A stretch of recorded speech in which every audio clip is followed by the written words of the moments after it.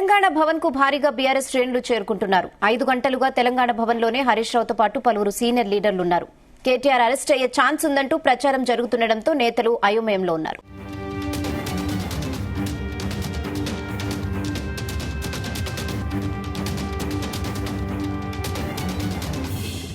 తెలంగాణ భవన్ దగ్గరికి ఎమ్మెల్యేలు కావచ్చు, మాజీ ఎమ్మెల్యేలు, అదే ఎంపీలు తో పాటు ప్రజాప్రతినిధులందరూ కూడా ఇక్కడికి వస్తున్నటువంటి పరిస్థితి.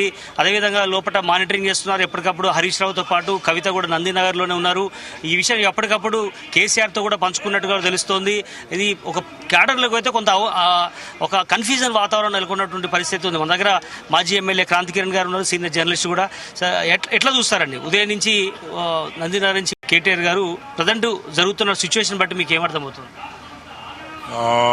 ఈసీబీలో నిన్న చెప్పినట్టే కేటీఆర్ గారు చెప్పినట్టే అన్నిటికీ మేము దానికి సిద్ధంగా ఉన్నామని చెప్పడం జరిగింది. ఇంకా ప్రధానంగా ఏంటంటే వాళ్ళు చేస్తున్న అలిగేషన్స్ అన్ని కూడా పొలిటికల్ మోటివ్స్ తప్పించి దాంట్లో ఏది కూడా అవినీతి జరిగిన పరిస్థితి అయితే కనిపిస్తలేదు.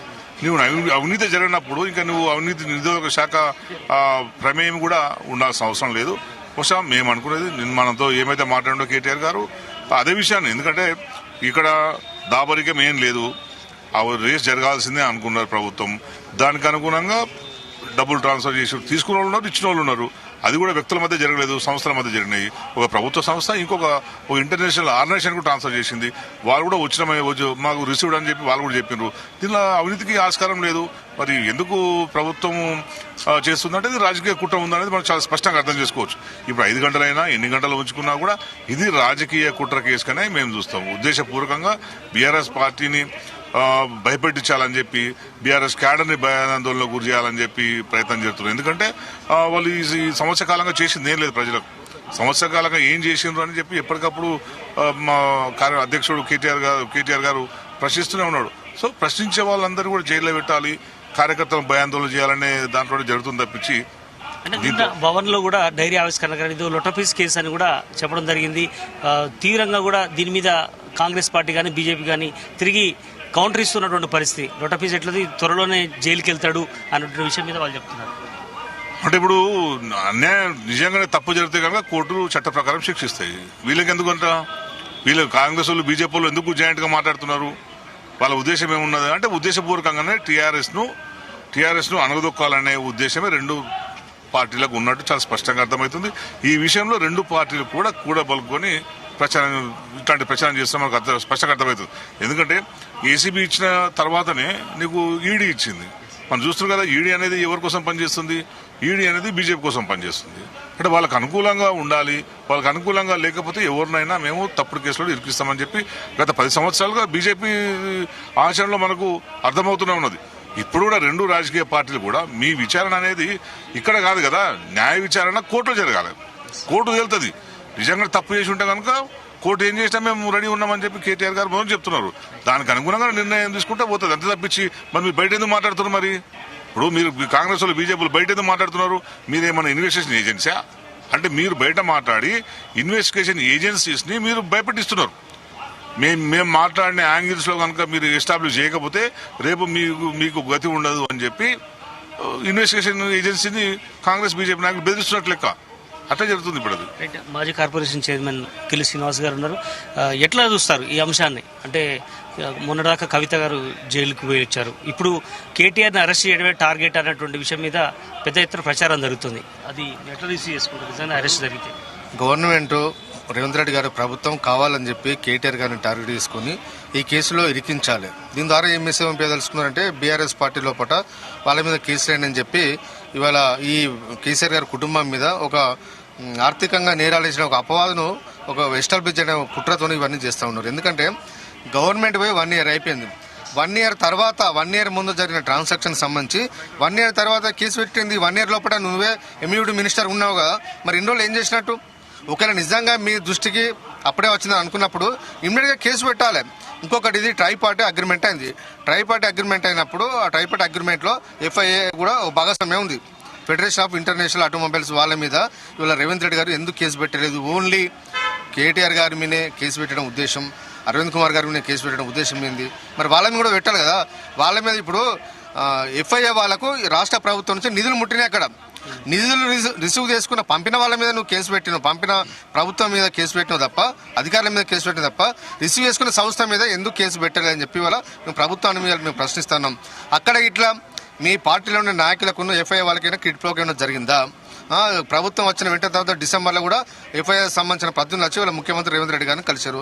కలిసిన తర్వాత మరి ఆ మధ్యలో మీ ప్రభుత్వం మధ్య ఉన్న, మీ అధికారుల మధ్య, మీ మధ్య ఉన్న వీళ్ళ మధ్య, మీ కాంగ్రెస్ పార్టీ నాయకుల మధ్య ఉన్న ఎఫ్ఐఆర్ మధ్య ఏమన్నా కిట్ ప్రోగ్రామ్ జరిగిందని మాకు అనుమానం ఉంది. ఎందుకంటే ఎఫ్ఐఆర్లో చేర్చకపోవడమే దాని ఉద్దేశం. వాళ్ళని తప్పించడం ఉద్దేశం ఏంటంటే కావాలని చెప్పి హౌస్ అరెస్టులు కూడా జరిగాయి. కేటీఆర్ గారిని తీసుకెళ్లే సమయంలో కంటే ఉంటా ముందు కూడా పెద్ద ఎత్తున అరెస్టులు, ఒక హరీష్ రావు గృహ నిర్బంధం చేశారు, దాంతో వదిలిపెట్టారు. ఓవరాల్ గా జరుగుతున్నటువంటి సిచ్యువేషన్ బట్టి మీకు ఏమర్థమవుతుంది? అరెస్ట్ చేయాలని చూస్తున్నారు, వాళ్ళకి క్లియర్ గా అనిపిస్తుంది. ఇప్పుడు జిల్లాలో కూడా మా పార్టీ నాయకులను అక్కడక్కడ హౌస్ అరెస్ట్ చేస్తున్నట్టు మాకు ఇవాళ సమాచారం ఇప్పుడు ఇప్పుడే గంట క్రితం స్టార్ట్ చేసినట్టుగా మాకు సమాచారం అందుతున్నది. ఎన్ని చేసినా మేము మాత్రం ఆత్మస్థైర్యాన్ని కోల్పోం, ఎన్ని కేసులు పెట్టినా మేము భయపడం. తెలంగాణ ఉద్యమంలో కూడా మా మీద కూడా చాలా మంది ఉద్యమకారుల మీద, విద్యార్థి నాయకులు అందరి మీద కేసులు పెట్టి అది చేసినా కూడా మేము భయపడలేదు. తెలంగాణ కోసం కొట్లాడినాం. ఈ రోజు కూడా మా పార్టీని కాపాడుకుంటానికి రాబోయే రోజులప్పుడే మళ్ళీ కేసీఆర్ మళ్ళీ ముఖ్యమంత్రి చేయడానికి ఈ ప్రభుత్వం ఎన్ని కేసులు పెట్టినా కూడా భయపడం, ధైర్యంగా ఎదుర్కొంటే మాకు మంచి లీగల్ టీం ఉంది. ఆత్మస్థైర్యంగా టీఆర్ఎస్ పార్టీ కార్యకర్తలు, మాకు కొదవలేని కార్యకర్తలు మా పార్టీకి ఉన్నారు కాబట్టి మా ఆత్మస్థైర్యాన్ని కాంగ్రెస్ పార్టీ నాయకులు, ముఖ్యమంత్రి రేవంత్ రెడ్డి గారు ఎవరు కూడా దెబ్బతీయలేరు. ఖచ్చితంగా మళ్ళీ రేపు రాబోయేది మేమే, మా ప్రభుత్వం అధికారంలోకి వస్తుంది, మిత్తి చెల్లిస్తాం. గజనరేష్ గారు ఎట్లా చూస్తారు? తెలంగాణ ఉద్యమకారుడిగా, కార్పొరేషన్ చైర్మన్ గా, మాజీ ప్రజెంట్ జరుగుతున్నటువంటి సిచ్యువేషన్ బట్టి ఏమర్థం అవుతుంది? అరెస్ట్ అవుతారనే ప్రచారం పెద్ద ఎత్తున జరుగుతుంది. సాయంత్రం కనుక 6-7 దాకా కంటిన్యూ అవుతే ఏసీబీ విచారణ అరెస్ట్ చేస్తారు అన్నటువంటి ఒక వినికి వినబడుతుంది. ఎట్లా చూస్తారు? మేమేమో బీఆర్ఎస్ పార్టీ ఏమో ఫార్మర్ల గురించి పోరాటం చేస్తున్నాం. ఎక్కడ అన్యాయాలు, ఎక్కడ అక్రమాలు జరిగితే వారిపైన పోరాటం చేస్తున్నాం. ఈ పోరాటం చేసేటప్పుడు లోపల మేము ఉద్యమ నాయకులుగా, ఉద్యమకారులుగా మాకు ఈ కేసులు పెట్టడము, అరెస్టులు కావటం ఇవన్నీ మాకు సహజమే. ఈ అరెస్టుల గురించి మీరు చెప్పినట్లు కేసులు పెట్టడం గురించి ఆ వైపు మేము ఆలోచిస్తున్నాం. మా అంత ఆలోచన మా యొక్క రాష్ట్రంలో జరుగుతున్న అనేకమైన అక్రమాల పైన, అనేక రకాలుగా అవినీతుల పైన మేము పోరాటం చేయటమే మా బీఆర్ఎస్ పార్టీ ఏకైక లక్ష్యం. మేము పోరాటం చేస్తూనే ఉన్నాం. ఆ పోరాటంలో భాగంగానే మేము ప్రశ్నిస్తున్నాం కాబట్టి, పోరాటం చేస్తున్నాం కాబట్టి మా గొంతు నొక్కేయాలని చెప్పేసి మా పార్టీ వర్కింగ్ ప్రెసిడెంట్ కేటీఆర్ గారు చాలా అద్భుతంగా మరి రైతుల గురించి పోరాటం చేస్తున్నారు. మీకు తెలుసు, నిన్నగాక మొన్న లగచర్లో జరిగిన రైతులపైన అనేకమైన అక్రమ కేసులు పెట్టారు. వాళ్ళని అదే అంశం మీద పట్నం నరేందర్ రెడ్డిని కూడా అరెస్ట్ చేశారు, లోపలికి పోయి ఇచ్చాడు. ఈ వరుస అరెస్టులని ఎట్లా అర్థం చేసుకుంటుంది మీ పార్టీ? అదే చెప్తున్నాను కదా, వాళ్ళ గురించి లగచర్ల లోపల ఉన్న రైతులను ఎందుకు అరెస్ట్ చేస్తారు, ఎందుకు చేస్తున్నారని అడగటానికి పోతే ఎమ్మెల్యేగా, మాజీ ఎమ్మెల్యేగా అతని బాధ్యత నిర్వర్తించబోతే అతన్ని కూడా అరెస్ట్ చేశారు, జైల్లో పెట్టారు. దాదాపు 37 రోజులు జైల్లో పెట్టారు. అతనితో పాటు కూడా ఎవరు కూడా అతనికి కనీసం ఫోన్ చేసి అయ్యో నీకేమైందని అంటే కూడా ఆ ఫోన్ బేస్ చేసుకొని కూడా అరెస్ట్ చేస్తారు. అంటే ఇది నియంత్రిత పరిపాలన జరుగుతుంది. ఇందిరమ్మ రాజ్యం అని అంటేనే నియంత్రిత పరిపాలన. నువ్వు ప్రజా పరిపాలన అని పేరు చెప్పుకొని వచ్చేసి ఈరోజు బీఆర్ఎస్ పార్టీ నాయకుల అరెస్టు పరిపాలన జరుగుతుంది. ఇది ఎంతవరకు సహజం? ప్రతి ఒక్క తెలంగాణ లోపల ఉన్న ఈ రోజు ప్రజలందరూ కూడా ముక్కున వేలేసుకొని అరే ఇంత మంచి ప్రతిపక్ష లోపల వాళ్ళు పరిపాలన జరుగుతున్న ఈ యొక్క కుట్రలు కుతంత్రాలు జరుగుతున్న ఈ యొక్క రేవంత్ పరిపాలన నిలదీస్తే మరి ఈ రోజు కేటీఆర్ పైన అన్యాయంగా అక్రమంగా కేసులు బనాయించి పెట్టారు.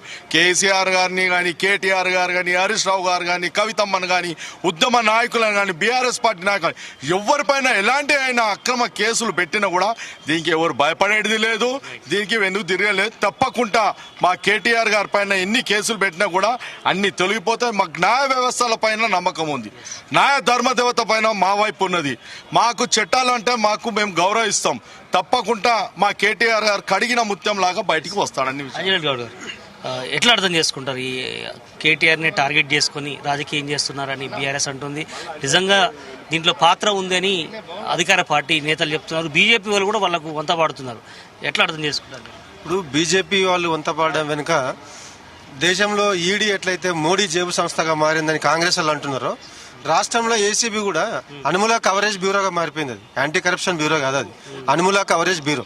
ఆయన ఈ ఏడాది పాలనలో రుణమాఫీ ఎగ్గొట్టిండు, రైతులకు ఇస్తున్న రైతు భరోసాకు కోతలు పెట్టిండు, 2 పంటలకు ఎగ్గొట్టిండు. యువకులకు నోటిఫికేషన్ల విషయంలో యువలోకం చెవిలో పువ్వులు పెట్టిండు, మహిళా లోకానికి 2,500 ఇస్తానని చెప్పి మహిళలను మోసం చేసిండు. ఈ అన్ని అంశాల మీద ప్రజల యొక్క ఆవేదనను వింటూ ప్రజల వైపు నుంచి బీఆర్ఎస్ పార్టీ పోరాటం చేస్తుంటే, కేటీఆర్ ప్రజల పక్షాన్ని నిలబడుతుంటే, కేటీఆర్ తెలంగాణ పక్షాన్ని నిలబడి పోరాటం చేస్తుంటే, కాంగ్రెస్ హామీల అమలు కోసం ఉద్యమం చేస్తుంటే, ఇవాళ దాని నుంచి దృష్టి మళ్లించడం కోసం ఇవాళ రేవంత్ రెడ్డి ఆడుతున్న నాటకం, రేవంత్ రెడ్డిని కవర్ చేసే పనిలో ఇవాళ anti corruption bureau Anumula corruption బ్యూరోగా మారిపోయింది. అందులో భాగంగా వచ్చిందే ఈ కేసు. మనం చూసినాం నరేందర్ గారు, మనం గతంలో బొత్స సత్యనారాయణ గారు భారీ పరిశ్రమల శాఖ మంత్రిగా ఉన్నప్పుడు 2005లో ఒక ఎఫ్ఐఆర్ అయింది వోక్స్ వ్యాగన్ కేసులో. విశిష్ట వాహన్ అనే ఒక సంస్థకు, జర్మనీకి సంబంధించిన వోక్స్ వ్యాగన్ కంపెనీకి ప్లస్ రాష్ట్ర ప్రభుత్వానికి మధ్యవర్తిత్వం వహించిన విశిష్ట వాహన్ అనే ఒక కంపెనీకి ఆనాడు 12 కోట్ల రూపాయలని ప్రభుత్వం ట్రాన్స్ఫర్ చేస్తే, ఆ 12 కోట్ల రూపాయలు ఆ విశిష్ట వాహనకు సంబంధించిన తను చేతులు ఎత్తేసి వెళ్ళిపోయింది. అప్పుడు బొత్స సొమ్ములు పైన నేనేడు చేసేది అన్నాడు. పెద్ద పాపులర్ డైలాగ్ అయింది, సొమ్ములు పోయినా నేనేడు చేసేది అన్నాడు. దాని మీద సిబిఐ ఎంక్వైరీ జరిగింది. అన్ని ఎంక్వైరీలో చివరికి బొత్స గారికి క్లీన్ చిట్ ఇచ్చినారు. ఇప్పుడు పాలసీ డెసిషన్ మంత్రి తీసుకుంటాడు, కేబినెట్ మంత్రిగా ఆయనకు ఒక మినిస్టీరియల్ పవర్స్ ఉంటాయి కాబట్టి పాలసీ డెసిషన్ తీసుకుంటాడు. ప్రొసీజరల్ ల్యాబ్స్ లేకుండా చూసుకోవాల్సింది, ఎగ్జిక్యూట్ చేయాల్సింది ఎగ్జిక్యూటివ్ బాడీ, ఉద్యోగులు. అప్రూవల్ లేకుండా ఎలా నిర్ణయం తీసుకుంటారు? హెచ్ఎండి అని కానీ ఈ మున్సిపాలిటీ కావచ్చు, ఇవన్నీ కూడా జిహెచ్ఎంసీ అంతా ఒక సంస్థలవి, వాటికి అంత పవర్ ఉండదు అనేది కూడా ప్రభుత్వం తప్పుపడుతోంది.